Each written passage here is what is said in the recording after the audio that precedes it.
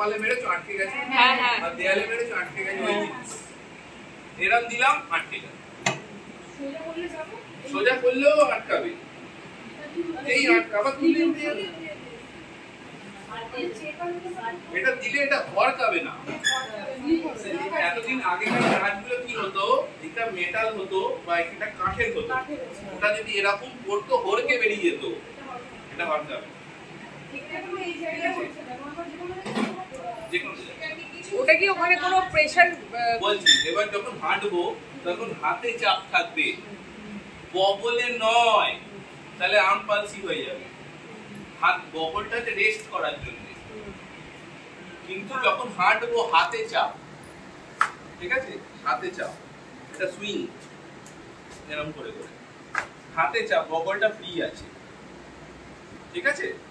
আর যদি বা একটা একটা করেও হতে পারে, ঠিক আছে। কাকাবাবু পড়েছো? কাকাবাবু প্রসেনজিতেরটা নয় কিন্তু আসলটা, প্রসেনজিতের ওটা যে কাকাবাবু অরিজিনাল ক্লাসটা দেয়নি, এলবো ক্লাস দিয়েছে, বোঝা গেছে। চলো করো এটা। এটা কোনটা বাইরের দিক বোঝা যাচ্ছে?